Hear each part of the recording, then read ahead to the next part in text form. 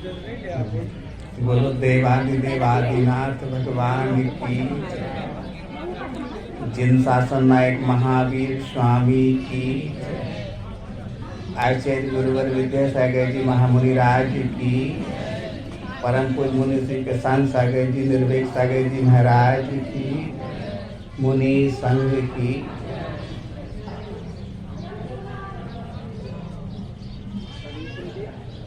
जब कभी चार लोग बैठते हैं और दुख में बैठे तो थोड़ा जीवन के बारे में सोचते। जैसे कोई वेंटिलेटर पर चला जाए तो उनके घर के लोग बहुत ज़्यादा आकुल व्याकुल रहते हैं। और किसी की डेथ हो जाए, जब बुंदेलखंडी में कहें लकड़िया में जाते ना, कांधे पे किसी अपने व्यक्ति की मिट्टी जाती है, तब जो मनः दशा होती है वो, और उस समय जो आग लगाते हैं 5-7 मिनट, जो मतलब ऐसा लगता है कि दुनिया में कुछ नहीं बचा। जिस घर से मिट्टी निकलती है उस घर के लोगों को, माताओं बहनों को ऐसा लगता है जैसे जीवन का सब कुछ चला गया। ये बात हम आपको इसलिए कह रहे हैं कि श्रद्धांजलि सभा चलती तो मुश्किल से 35-40 मिनट है। उसमें ज़्यादा शब्दों का काम नहीं रहता, एहसास का काम रहता है। और एहसास, जैसे राजा राम जी 90 साल तक इस दुर्लभ मनुष्य पर्याय में रहे, तो यहाँ जितने लोग हैं वो जाने अनजाने में उनसे जुड़े होंगे। उनका जीवन अच्छा था ये सब महसूस करते हैं, लेकिन जाने के बाद ऐसा लगता है कि इतना अच्छा था वो शायद हम उनके प्रत्यक्ष में साथ रहते हुए नहीं समझ पाए। ये बात हम आपसे इसलिए कह रहे हैं कि आदरणीय जमुना भैया से ही बात हो रही थी कि चाचा से हमारा अप्रत्यक्ष जुड़ाव था, लेकिन इनके बारे में आपको एक सेंटेंस बताया। उन्होंने एक बहुत गजब का सेंटेंस कहा, भैया 50 साल तक हमारे घर को न्यार पानी बहुत 2 भाइयों में। कितने सरल कहलाए दोनों भाई। इससे आदमी की योग्यता और समझ मालूम होती है कि बड़े भैया हमारे पिता तुल्य हैं, वे जो कह रहे हैं उनकी बात हम सुन हैं, मान हैं। पहले के लोग सरल होते थे। अभी हम पीछे बैठे थे ना, तो एक दादाजी कह रहे थे कि भैया आज से 30-40 साल पहले कटंगी में यदि 2 दिन की भी छुट्टी भई तो हम केर बना भगतते। प्रेम था, स्नेह था, अपनत्व था, एहसास था, रिश्तों की गरिमा थी। और आज उसी रिश्तों की गरिमा का एहसास करते हुए स्वर्गीय राजा राम जी के छायाचित्र के समक्ष हम पूरे परिवार से, जिसमें अभी एक बात और अच्छी लगी जमुना भैया के मुख से कि भैया हम लोग चाचा और हम लोग हैं तो मतलब अलग अलग 3-4-7 भाई लोग, लेकिन कोई ये कह नहीं पाता कि 7 भैया हैं, मतलब 3 भैया कौन है। रियल एक चले गए तो मतलब ये रिश्तों की गरिमा कहलाती। ये लोग समझ नहीं पाए कि बड़े पापा के हैं कि चाचा के हैं। यहाँ से धर्म की शुरुआत है। उसी पवित्र भाव को लेकर के सभी भाइयों को यहाँ पर आमंत्रित करते हैं। सम्मानीय कंचेती लाल जी, कमल जी, ऋषभ जी, दयाल जी, तो नहीं, सीरचंद जी साहब, जमुना जी साहब, और एक बात और कपूर चंद जी, दमोह विमल जी, खजरी वाले। इन रिश्तों का ही महत्व होता है। आप लोग यहाँ ऐसा नहीं कहना कि धर्म की भाषा में तो मोह बता रहे, बुआ के लड़के, मामा के लड़के, चाचा के लड़के। इनका एक अस्तित्व है, आत्मीयता है, तो ऐसे ही नहीं है। उन सारे लोगों का ये स्वरूप है। और दीप प्रज्वलन करके इस श्रद्धांजलि सभा को हम सीचंद जी साहब यहाँ पर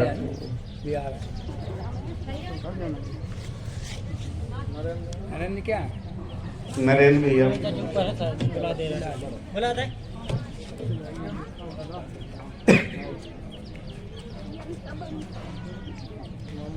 ऐसा भी लगता है कि पहले के लोग अधिक जीते थे।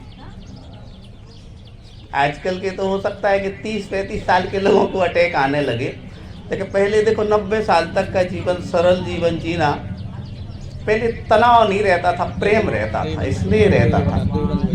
देवेंद्र भैया जी केर बनाए हम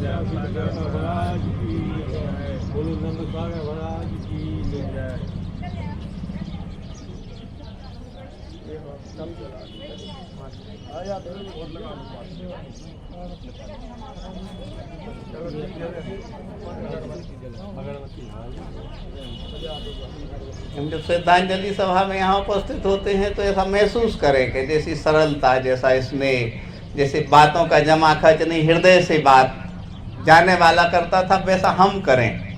अब तो ये होता है कि कह कुछ और रहे, अर्थ कुछ और निकल रहा है, भाव कुछ और हैं, क्योंकि नेट, यूट्यूब और इतनी ज़्यादा चलने लगी है कि उन्हें कैसे लोगों को इम्प्रेस करना। नहीं भैया, इम्प्रेस के लिए सिर्फ एक ही गणित है, हृदय से जियो, जो कह रहे हैं उसका वही अर्थ निकले। छोटा सा जीवन है, बहुत अच्छे से जीने की कोशिश करें, आप स्वस्थ भी रहेंगे और बुजुर्गों के प्रति सही सम्मान कहलाएगा। और यही सम्मान हम महसूस करें। ये बाजू में एक फ्लेक्स लगा है, उसमें ये महसूस किया जा रहा है, मुनिराज के सामने से हाथ जोड़े हुए हैं। अंत समय तक इतना सचेत रहना बहुत बड़ा जीवन की सफलता है।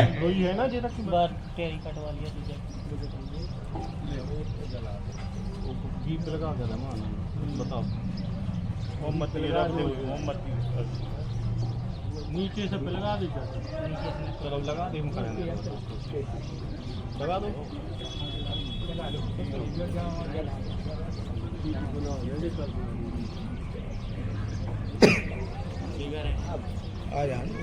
ये मैं छुटकी सुलेखा और कल्पना दीदी आई हैं, तो वो भी बोले जी। इस परिवार से ब्रह्मचारिणी दीदी का भी उद्गम हुआ। मतलब ये लगता है कि आदरणीय श्रद्धेय नाम नहीं ले पाएंगे, लेकिन हमें कहना, वो बाई जी हैं जो राजा राम जी की जीवन साथी, हमारे से लगभग 21-22 साल पहले, जब कोई बिल्कुल हमारी शुरुआत थी, जब इन लोगों को मंदिर में देखते थे कि प्रतिमा ले ली हैं और एक एक चीज़, तो लगता था कि सच्चे देवशास्त्र गुरु के प्रति जिस परिवार का श्रद्धान हो, उस श्रद्धान में हमेशा विपदाएं तो आती हैं लेकिन सहज में चली जाती, क्योंकि भक्ति एक ऐसा सहारा है, निर्मल भक्ति, वो आदमी को बहुत सारी उलझनों से बचाता है। शायद उसी के प्रतिफल में राजा राम जी ने 2 प्रतिमाएं ले ली, ऐसा बताते हैं। जैसा घर का माहौल होता है वैसा घर बनता है। घर की गृहिणी से घर स्वर्ग बन जाता है और गृहिणी से कलह का स्थान बन जाता। सब कुछ गृहिणी पर निर्भर है। ये इतना सा गणित समझ में, भले बहुत अच्छी अंग्रेजी नहीं आती हो, चल जाएगा, लेकिन इतना स्नेह, इतना प्रेम, इतनी करुणा, इतनी दया, इतना विश्वास हो एक दूसरे के प्रति कि अपना परिवार स्वर्ग, घर में ही स्वर्ग है। ये बुजुर्गों से सीखने को मिलता है। जब नाम बताया ना ये शक्कर भाई की, मतलब तो हमने कहा अरे हम तो 21 साल 22 साल पहले कभी बंदे जी वचन का करते थे, तो दादी आती थी तो अलग से वो उनका एक बहुमान अलग दिखता है शास्त्रों के प्रति। अच्छा लगा आप लोगों ने शास्त्र भेंट किए, सभी मंदिरों में जितने शास्त्र भेंट करने की प्रक्रिया है आगे करेंगे। और इस प्रक्रिया को हम परिवार की ओर से सबसे पहले आमंत्रित करते हैं राजेंद्र भैया जी कटंगी वाले यहाँ पर आएंगे और यहाँ पर दिवंगत आत्मा के प्रति भावांजलि आदरणीय राजेंद्र भैया।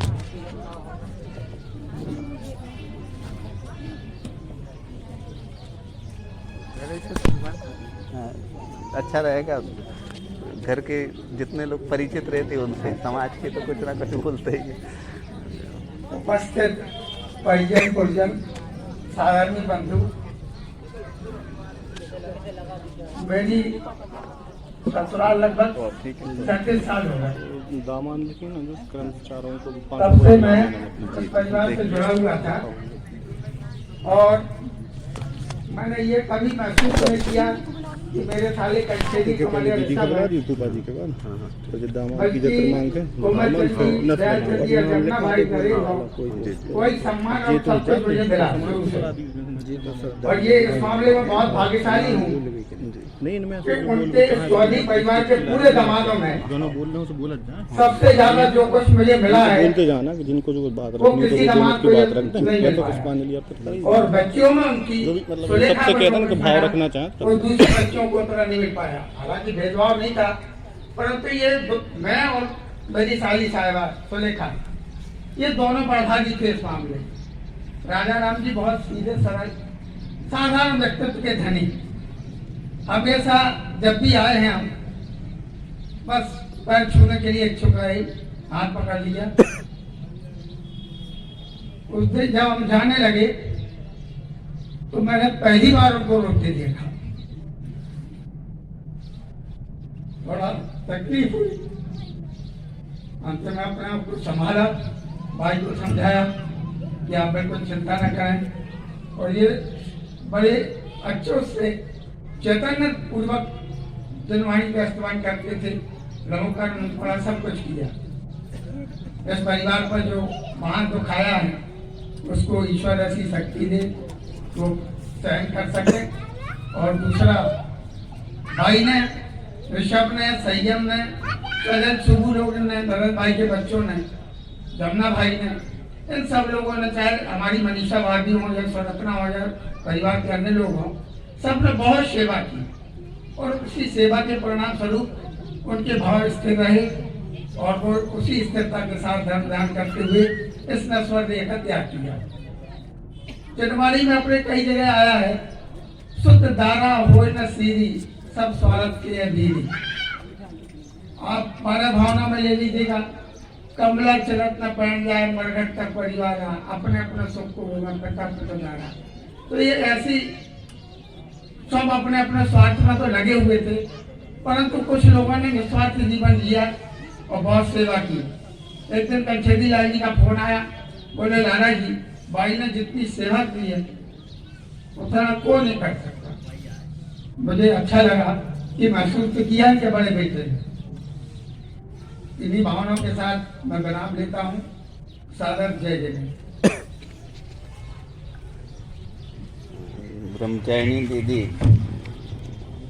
से निवेदन करेंगे कि वह भी श्रद्धेय ब्रह्मचारिणी दीदी, कल्पना दीदी और इसी श्रृंखला में श्री संतोष मामा जी दमोल। दीदी का नाम देर बोल। हाँ, ठीक, ठीक।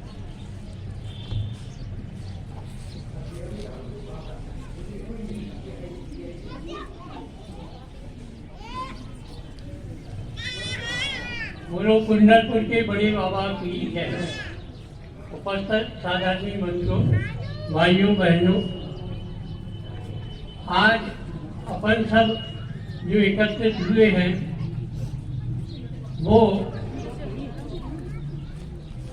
एक शोक सभा कहते हैं, लेकिन इस शोक सभा को मैं संज्ञा नहीं देता हूँ। मैं तो कहता हूँ सबसे अच्छी स्मृति की सबसे योग्य धर्मी सभा है।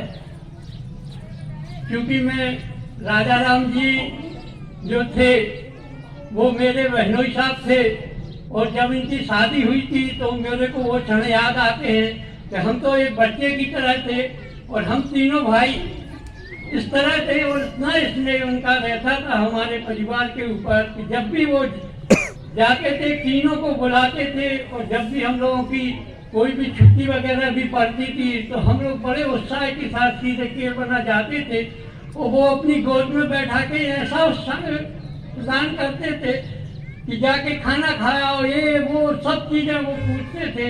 और हमने वहाँ पर जाकर के ये देखा कि वो एक ठकरासी गांव था जिसमें राव साहब राजा भैया थे, लेकिन जो हमारे भंगुआ थे वो बड़े भंगुआ थे। इनमें इतना घनिष्ठ स्नेह था और इतनी लगनशीलता थी कि उन ठकरास गांव में भी यदि उनका कोई भी कार्यक्रम होता था तो वो राजा राम बाबूलाल नहीं बोलते तो बोले रज्जू बब्बू भैया को बुलाओ, पहले शुरुआत वहाँ से करेंगे। और मैंने उनका स्नेह इतना प्राप्त किया कि मेरे को लगता था कि वो हमारे दूसरे पिताजी थे, हमें पिताजी से भी उतना स्नेह नहीं मिल पाया जो हमें भगवा जी लोगों से, दोनों जन से प्राप्त हुआ। और अब हालांकि मैं ज़्यादा तो नहीं बोलना चाहता क्योंकि सबने बोल लिया है कि सब कुछ है, लेकिन कुछ स्मृति है हमारे पास कि अभी 1 साल पहले जब समय सागर मराठी का चातुर्मास कुंडलपुर में हो रहा था तब इनकी तबीयत अचानक खराब हुई, और तब में जब गए तो 4-5 डॉक्टरों से मिले और उनसे पूछा तो उन्होंने कहा भाई इनको इतना रोग से ग्रस्त हो गए, इतनी किडनी फेल हो गई, इनको बिल्कुल अंतिम समय है। तो साहब इनको तो आप बाहर ही ले जाइए। तब भूआ जी से हम मिले, वो होश आबाद में से बोले, संतोष आप तुमको हमें कुंडलपुर ले चलो, वो महाराज जी के पास ले चलो। और ये कुंडलपुर गए, वहाँ के बाद में जाने के बाद में ये भी इशारा किया, दर्शन किए कि हमें यहाँ एक कमरा दिलवा दो, हमारी तो समाधि मरण कुंडलपुर में नहीं हो। जब समय सागर महाराज जी के दर्शन किए, समय सागर महाराज जी से हमने अनुरोध किया तो समय सागर जी महाराज बोले, अरे क्या बात कर रहे हो, इनका अंतिम समय अभी है ही नहीं, आप तो ले जाइए इनको, हमारा चतुर्मास भी हो जाएगा तो भी ये रहेंगे। और इनको वापस लाए, और हकीकत में वो साल गुजर गया, दूसरा चतुर्मास भी माता जी का हो रहा। और हमने तो ये देखा कि इनके इतने अच्छे भाव थे कि इनको इतना अच्छा आशीर्वाद प्राप्त हुआ गुरुओं का। और जब उनका अंतिम समय इस पथरिया में भी आया, तब भी यहाँ महाराज जी का जो देखते हैं कि आशीर्वाद मिलते हुए इनने 2 प्रतिमा धारण करके और अपना अंतिम पड़ाव पूरा किया।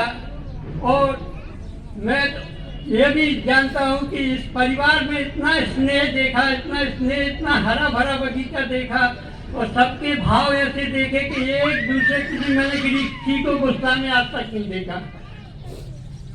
और मैं यही बड़े बाबा से प्रार्थना करता हूँ कि इसको बिल्कुल दुख न माने, इसको सबसे सुख स्मृति का आयोजन माने।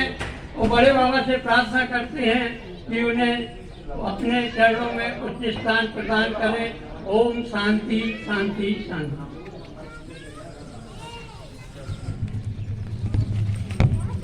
दीदी का नाम मत बोलना, उसके बाद बोल देना, हम स्टैंड लेके आ जब तक 1 मिनट। आदरणीय समाज की ओर से गोयल जी से निवेदन करेंगे कि वह पुष्पांजलि अर्पित करके यहाँ भावांजलि।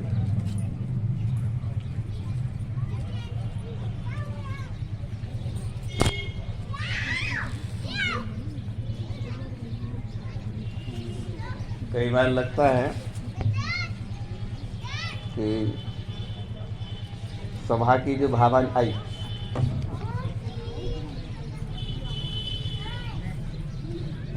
बोलिए कुंडलपुर के बड़े बाबा की जय।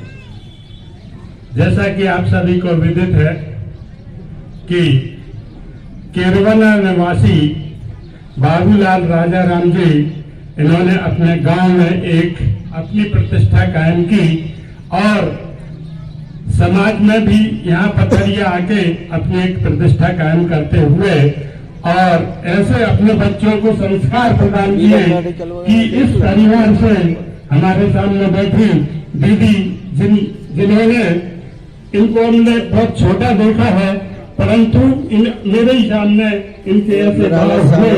और निराला सागर जी जो कि हमारे बहुत छोटे थे हमसे, और हमें बहुत स्नेह देते थे, और हमें ऐसा नहीं लगता था कि ये यहाँ से पथरिया से निकल जाएंगे, पर हालांकि उनके धार्मिक संस्कार बहुत अच्छे थे। और निराला सागर जी ने भी इस नगर का गौरव बढ़ाया और इस नगर को एक प्रतिष्ठा कायम की। मैं ऐसे परिवार को, ऐसे राजाराम जी को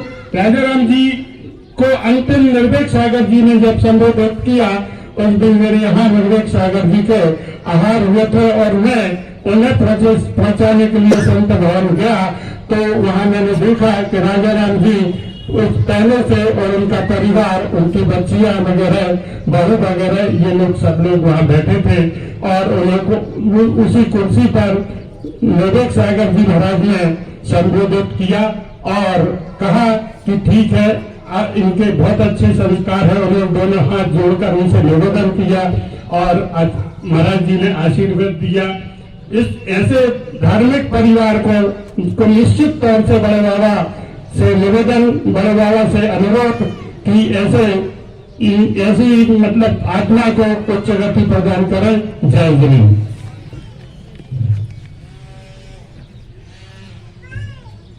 जिस परिवार में संत बनने की भावभूमि तैयार हुई हो, उस परिवार को इतना ही कहेंगे।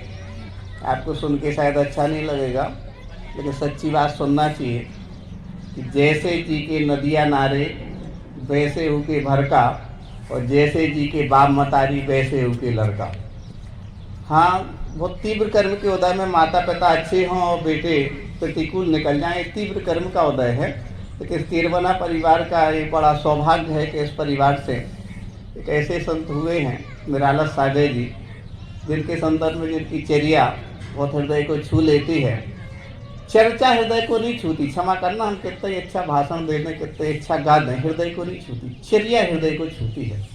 और आज सौभाग्य है कि निराला सागर महाराज जी के गृहस्थ जीवन की बहन और हम सबकी मार्गदर्शिका, बहुत शुरुआत हुई थी तब दीदी प्रशांतमती माता जी के संग में शुरुआत थी, और हम लोगों को समझाती थी कि देखो मुझे नहीं ऐसा नहीं ऐसा, हम तो ज्यों क्यों तो रह गए, लेकिन दीदी लोग देखो एक आसन, तो सौभाग्य है पथरिया समाज का कि उनका मार्गदर्शन, उनका आशीष वचन हमें मिलेगा।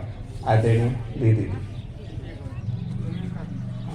सुलेखा दीदी, सुलेखा दीदी जी आइए। एक मिनट ले बताओ।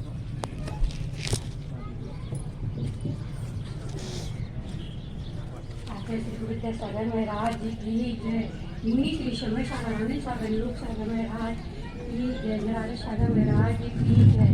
मैं ज़्यादा कुछ तो नहीं कहती हूँ, लेकिन जो मैंने 2 दिन में उनको देखा और सुना, जैसे हमारे जो संस्कार हैं जो हैं वो मेरे पिताजी के हैं। हम लोग कुछ दिन पहले आए थे देखने के लिए, जब भावोदय से तो महाराज जी के पास ले गए, तो हम लोगों से निर्भय सारा महाराज जी ने यही कहा था कि देखो तुम लोग 5 बहन हो, 10-10 दिन रुक के उनका अच्छा समाधि ग्रहण करा सकते हो। आज जो उनके संस्कार हैं उन्हीं के दिए हुए हैं, तुम लोग दोनों कुल को लेके चल रही हो, उन्हीं के दिए हुए संस्कार, और तुम लोग का कर्तव्य है कि जैसे अपने उस घर में सेवा अपने सास ससुर की करते, तो माँ बाप का भी अंत करना चाहिए। हमारा यहाँ सबसे सौभाग्य बन गया कि किस्मत से दीदी जी का फोन पहुँचा, हमारे आने के तो विचार थे, लेकिन बहुत परिस्थितियाँ ऐसी नहीं निकल पाते, लेकिन दीदी का उसी दिन फोन गया, हमारा निमित्त बन गया, हम आ गए। 7 का दिन था, हम जैसे आज हमने देखा बब्बा जी की तबीयत बहुत खराब है, हम पहुँचे, हमने बब्बा जी से कहा बब्बा जी क्या करना, तो वो हमें पहचाने नहीं पहचाने हम नहीं कह सकते, हमसे बोले मोनू मोनू, तो हमने कहा मोनू नहीं है, निराला सागर बन गए, मोनू नहीं बोलना अपन को, बब्बा जी निराला सागर जी हो गए। तो बोले रोटी खाया, रोटी बना लो, हमने कि नहीं हमें खाना नहीं है, हम आपके पास आए। तो हमने फिर उनसे यही कहा मंदिर नहीं चलना आपको, तो बोले हाँ चलना है, हमको कपड़े पहना दो। तो फिर तुरंत संयम आया, उठाया, उसने कपड़े पहनाए, नीशु सब लोग आ गए, साइकिल पे बिठाया। फिर हमने उनसे कहा अभिषेक नहीं किया आपने, बोले हाँ हमें अभिषेक करना है, नहीं आप कैसे करोगे, बोले संयम फटेगा। तो शांति धारा की गोली हो रही है, आपको लेना नहीं है क्या, बोले हाँ लेना है। तुमने कितने पैसों की लाना, हमें तो 11-21 बोले, पहले बेटा क्या 101 में शांति धारा करा दो, हमने कहा ठीक है। और जैसे उनको साइकिल पे बिठाया और बाहर लेके आए, पता नहीं वो कैसे हो गए, उनको कुछ गड्ढ टाइप के होगा, समझ में नहीं आया क्या होगा। महाराज जी के पास गए, स्लीपर ले लिया, दर्शन किए, महाराज जी के पास पहुंचे तो उनको मालूम नहीं कैसा होगा। महाराज जी थे, बड़े महाराज जी आचरिया की बात है, पाटा बिठाया, उन्होंने कहा राजा राम बोलती थी, जब भी महाराज जी और संबोधन करते थे राजा राम तुम कहते थे। तो उन्होंने फिर जैसे ही उनको तो समझ में नहीं आया, तो महाराज जी सीढ़ी उधर के साइकिल के पास आए। तो हमने कहा महाराज जी वो अपनी इच्छा से आए, हम अपनी इच्छा से लेके नहीं आए उनको। महाराज जी ने कहा कोई बात नहीं, कभी कभी अंत समय ऐसा हो जाता है, कुछ बात नहीं, सरल स्वभाव में उनका मरण अच्छा होगा, विकल्प मत करो।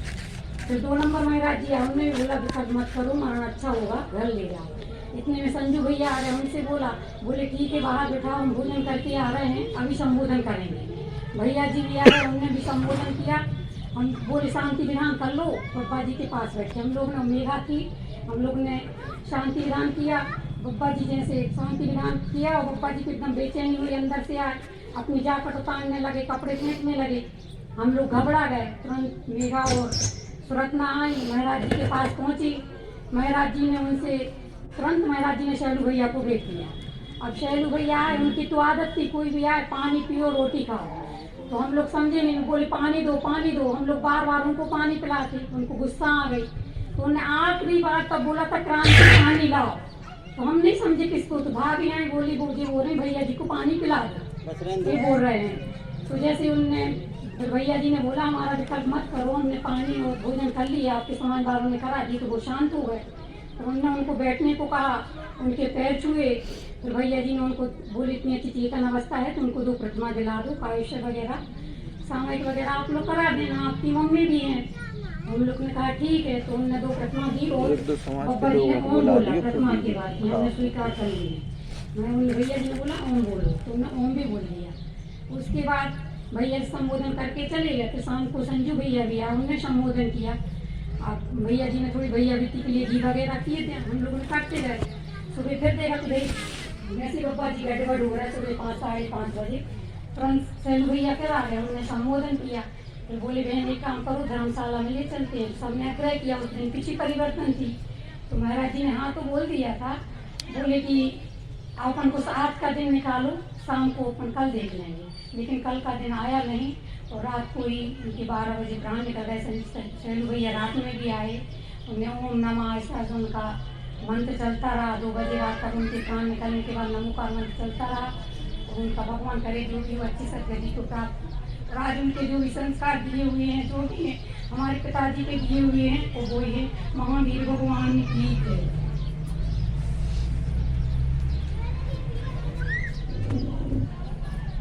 समझने वाले इस बात को समझ जाएंगे। कई बार लगता है सिर्फ 40 मिनट या 1 घंटे के लिए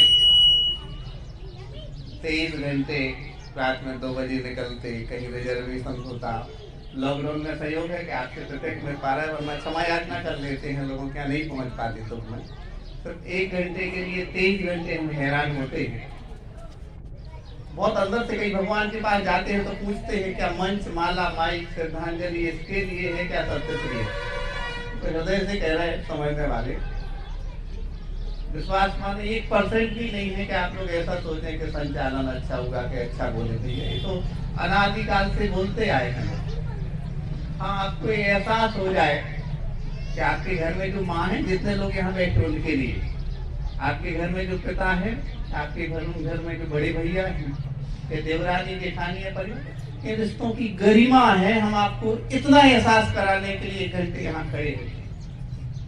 बहुत अच्छा लगा कि महाराज जी यहाँ से निकले और यहाँ मतलब 100 लोग भी थे, सारे लोग खड़े हो गए। ये उस पद की गरिमा है। यदि हम पद की गरिमा बना के चलते हैं तो अपना मरण ऐसा होता है जैसा आपके सामने मुनिराज के सामने। पद की गरिमा क्या, बस 30 सेकंड के भीतर मरणासन स्थिति हो, कह रहे पानी लाओ। खुद के लिए नहीं, अतिथि घर में आए हैं, भैया जी आए हैं, उनके लिए पानी। इसमें सीखने की बात है।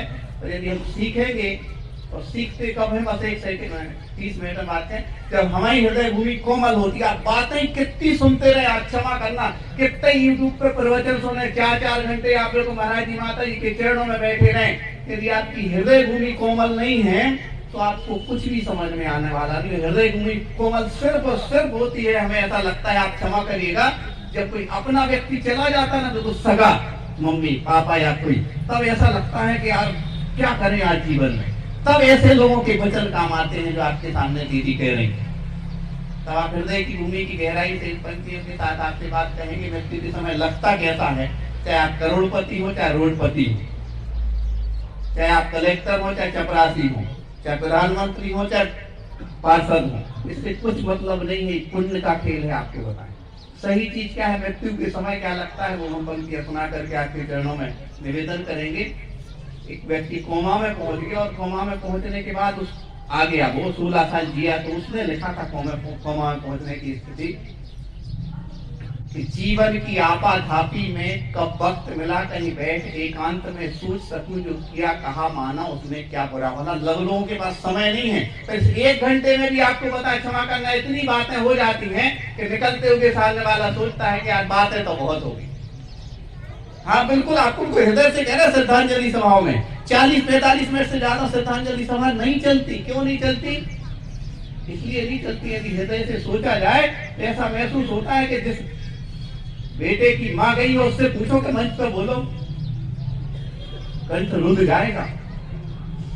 उसी रुधे कंठ से उस घर की बेटी आपके सामने कुछ कहना चाहते हैं आशीष वचन में आदरणीय दीदी।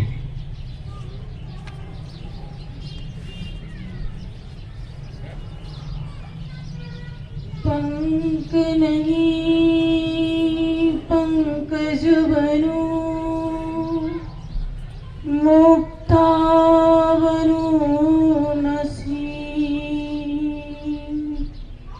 दीप बनूं जलता रहूं, गुरुपद पद्म समीप, गुरुपद पद्म समीप। इस दूर पर मैं सुखी, आस्था लिए अभंग, ससूत्र बालक खुश रहे, नभ में उड़े पतंग, नभ में उड़े पतंग। देवादिदेव 1000 की पार्श्वनाथ भगवान की, संत श्रोमणी आचार्य परमेष्ठी भगवान श्री विद्यासागर जी महाराज की, परम पूज्य मुनि श्री 108 प्रशांत सागर जी निर्वेक सागर जी महाराज की, परम पूज्य नगर गौरव मुनि श्री निराग सागर जी निराला सागर जी महाराज की, परम पूज्य आर्य रत्न श्री सहजमती धवलमती गौतममती असीममती माता जी की, समस्त आचार्य संघ की, पूज्य छुल्लक श्री देवानंद सागर जी महाराज की। प्रसंग है, आज एक और जीव ने अपने इस जीवन की अंतिम यात्रा को पूर्ण किया है। उस अंतिम यात्रा के इन क्षणों में हम सब मिलकर फिर से एक बार एकत्रित हुए हैं। वो पता नहीं कितनी बार हम सब इस प्रकार से एकत्रित हुए होंगे, लेकिन कभी शायद हमने सोचा नहीं है, विचारा नहीं है कि एक दिन ऐसा हमारे साथ भी होने वाला। यदि ऐसा विचार, ऐसा चिंतन हम सबके जीवन में आ जाए, जो प्रयास आज है, जो जिन्होंने अपने जीवन को पूर्ण किया है, जो प्रयास उन्होंने किया है, तो शायद हम सबकी तैयारी उससे बढ़कर हो जाएगी। ये जो व्यक्तित्व के लिए आप आज याद कर रहे हैं, बचपन से तो हमने उन्हें नहीं देखा है, लेकिन सुना जरूर है अपने बड़ों से कि जब वो 9 वर्ष की आयु के थे तब उनके पिता का आशीर्वाद उनके ऊपर से चला गया था। तब उनके बड़े भाई ने पिता बनकर उनका पालन पोषण किया और इस प्रकार से संभाल कर रखा कि उनके जीवन में संयम नहीं आ पाया, उनके जीवन में तप और त्याग की बात नहीं आ पाई। इतनी भोग विलास और इतना साधन संपन्न और गद्दे पर अपने भाई को बिठाला, वो उनके बड़े था, वो उनके छोटे हल्के। कभी नाम उनके मुंह से एक दूसरे के लिए नहीं सुना, वो बड़े था कहते थे तो वो हल्के उनको बोला करते थे। उन्होंने कभी अपने जीवन में संयम और त्याग को स्वीकार नहीं किया, लेकिन एक बात बता दें कि उनके परिणाम इतने निर्मल, इतने भक्त, इतने शांत, निश्चल, निष्कपट जो उनके व्यवहार था, ये व्यवहार उनका अंत समय काम आया। जब बहन से रत्ना का फोन हमारे पास पहुंचा कि पप्पा जी का स्वास्थ्य ज्यादा खराब है, दीदी आपकी आवश्यकता है, यहाँ पर आपके पास यदि समय हो और आपको अनुमति मिले तो आप उनके अंतिम सुधार में मतलब सहयोगी बने। तब हमें लगा कि पूछ इतने बड़े महाव्रती संतों का समागम जिनको मिला है, इतने पुण्यशाली जीव हैं कि कहीं ले जाने की आपको आवश्यकता ही नहीं है। हम क्या चीज है जो हम उनको अंत में संबोधन दे पाएंगे। इसीलिए आप लोग जाकर पूज्य महाराज जी से निवेदन करिए और बताइएगा कि महाराज जी उनके जीवन में त्याग संयम जरूर नहीं रहा है, लेकिन उनके परिणाम, उनकी मतलब आत्मा, उनकी निर्मलता जो थी, भद्रता उनकी थी, इतने सरल स्वभाव के थे कि आपको यदि संबोधन उन्हें प्राप्त होता है तो निश्चित वह अपने इस जीवन के अंतिम समय में अपनी इस मनुष्य पर्याय को सार्थक कर लेंगे। और जो बहन सुरत्ना ने महाराज जी को ये सब बातें जाके बताई तो महाराज जी को लगा कि बहन का वहां से आया है, मतलब मैसेज आया है, बहन ने भावना भाई है और उन्होंने कहा कि परिणाम उनके निर्मल है। और हम तो परिणामों को ही महत्व देते हैं, तप और त्याग तो जो है उसको मतलब वो तो आ जाएगा, हर किसी के जीवन में ही आए, ये जरूरी नहीं है। लेकिन जब व्यक्ति को पता चलता है, क्योंकि सब जानते हैं ये सब कुछ जो हम भोग रहे हैं ये कुछ भी हमारे साथ जाने वाला नहीं है। जो सब कुछ दिखाई दे रहा है ये सब छूट जाएगा, लेकिन बात तो तब है ये छूटे ना, आप छोड़ दें। महानता श्रेष्ठता तो तब हमारी होगी जब ये छूटे ना, हम इसको छोड़ दें। लेकिन व्यक्ति जीवन भर इस बात को समझ नहीं पाता है। एक बार एक किसान होता है तो सुबह शाम, आप भी जानते हैं किसान सुबह शाम अपने खेत पर पानी का सिंचन करता है। और पानी के सिंचन का कार्य अब पता नहीं कैसे होता है खेत पर, लेकिन पहले तो रहट हुआ करती थी और वो रहट निरंतर चलती रहती थी और जिससे पानी के सिंचन से उस खेत की सिंचाई हुआ करती थी। आज तो आपके आधुनिक उपकरण आ गए हैं। पहले तो बैल आदि के माध्यम से जो है खेत में हल आदि के द्वारा आपकी खेती किया जाती थी। तभी एक व्यक्ति अपने बैल को लेकर वहां कुएं पर पहुंचता है और अपने बैल को वहां पर पानी पिलाने की, प्यासा था बैल, उसको पानी पिलाने के लिए लेकर पहुंचता है। लेकिन क्या देखता है कि वह बैल जो है पानी नहीं पी पा रहा है और बार बार बिचकना, जानते हैं, बार बार डर रहा था उस रहट की आवाज से, तो वह पानी नहीं पी पाता, बिचक जाता है। तब वह आदमी किसान से कहता है, भैया थोड़ी देर के लिए इस रहट को बंद तो कर दो, हमारा बैल बिचक रहा है, पानी नहीं पी पा रहा। तब किसान क्या कहता है पता है आपको? यदि हम इस रहट को बंद कर देंगे तो पानी आना रुक जाए। यदि इस रहट को बंद कर दिया जाएगा तो पानी आना रुक जाएगा और फिर आपका बैल जो है ना कैसा रह जाएगा। बंधु, इसमें ये जो किसान है, कृषक और कोई नहीं, हमारे सतगुरु हैं जिनका परम सानिध्य, पुनीत सानिध्य अंतिम समय में इनको प्राप्त हुआ और उनके उपदेश का इतना प्रभाव पड़ा, उनके महाव्रतियों के परगुणाओं का इतना प्रभाव पड़ा कि जिन्होंने जीवन में कभी संयम को अंगीकार नहीं किया। जब हम पिछली बार दीपावली पर स्वस्थ हुए थे, दीपावली के पहले, और हम आए थे महाराज जी की तरफ से भी तक जाओ और उनको संबोधन दो और उनके भावना बनवाओ, संलेखना के लिए उनको तैयार करो, एक कर्तव्य है, क्योंकि उनका दिया हुआ संस्कार है। जो आज हम यहाँ पर हैं तो हमारा भी कर्तव्य बनता है कि उनके जीवन का अंत सुधरे। इसलिए आपको जाना है और आपको पुरुषार्थ करना है, उनके त्याग संयम साधना के भाव बनाना, ऐसा तैयार करो कि वो संलेखना के लिए तैयार हो जाए। और जैसे हमारा आना हुआ, खुशी उनको बहुत मिली। जैसे ही पता चला कि दीदी आई है तो बहुत खुशी हुई। लेकिन सबसे पहला बस दान हमें करना है, चलेगा, जो तुम कहोगे वो सब मानेंगे, लेकिन त्याग नहीं करेंगे। नियम हम कुछ नहीं लेंगे, हमसे पलता नहीं टूट जाता। सीधे सच्चे इंसान ऐसे बोलते हैं, वो सीधे सच्चे थे इसलिए उनका सीधा सच्चा उत्तर था ये।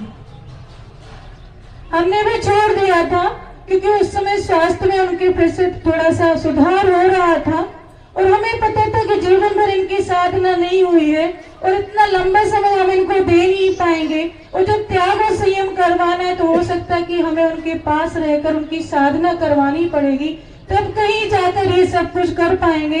इसलिए हमने उस समय उन्हें छोड़ दिया कि हम आपको कोई त्याग नहीं करवाएंगे, बस इतना ध्यान रखना कि आपको गुस्सा, क्रोध, कसाय आदि, आपको छल कपट मायाचरी वैसे आपके पास है नहीं, लेकिन आपको अपने भावों की साधना जरूर बना के रखनी है।